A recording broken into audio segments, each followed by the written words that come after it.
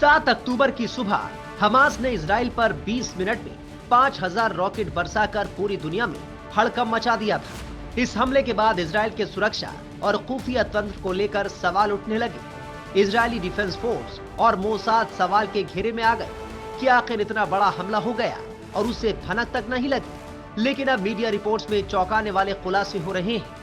Hamas की ओर से 7 अक्टूबर की सुबह किए गए विनाशकारी हमले से 2 घंटे पहले ही इजराइल के सुरक्षा प्रमुखों को इसकी भनक लग गई थी। हालांकि इजराइल के सुरक्षा प्रमुखों को इस बात का अंदाजा नहीं था कि हमास की ओर से एक साथ 5000 रॉकेट दाग दिए जाएंगे। इजराइल के एक प्रमुख न्यूज चैनल ने अपनी रिपोर्ट में यह दावा किया है। रिपोर्ट में दावा किया गया है कि इजराइल के सुरक्षा अधिकारियों को खुफिया रिपोर्ट मिली थी कि एक हमला होने वाला है, लेकिन उनका मानना था कि खतरा उस विनाशकारी हमले की तुलना में बहुत छोटे पैमाने पर था। यही वजह थी कि इजराइल के अधिकारियों ने खुफिया जानकारी को उतनी गंभीरता से नहीं लिया, जिसके चलते उसे भारी नुकसान उठाना पड़ा और अपने सैनिकों समेत 1400 से ज्यादा नागरिकों को गंवाना पड़ा।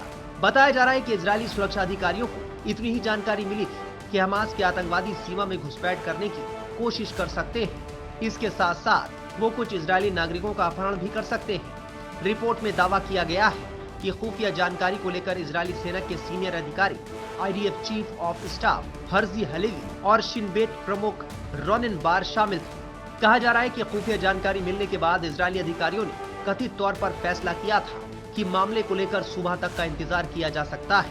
यही वजह थी कि इजराइल की ओर से सीमा पर IDF सैनिकों को सतर्क नहीं किया गया और न ही टैंकों को आगे बढ़ाया गया। इजरायली चैनल ने दावा किया कि खुफिया जानकारी मिलने के बाद शिन बेट की ओर से कदम उठाया गया था और सीमा क्षेत्र में एक छोटी सी ऑपरेशन टीम भेजी गई थी। जिस समय हमास की ओर से इजराइल पर धावा बोला गया था, उस वक्त ये टीम किबुत्जिम में एक ऑपरेशन में शामिल हुई थी। हमास के लड़ाकों ने इस टीम पर भी हमला बोल दिया था। हमास के हमले के बाद इजराइल ने पलटवार करते हुए फिलिस्तीन को निशाना बनाया। हमले में अब तक 4000 से ज्यादा फिलिस्तीनी मारे जा चुके हैं, जबकि कई हजार घायल हैं। इन हमलों में हजारों इमारतें तबाह हो चुकी हैं।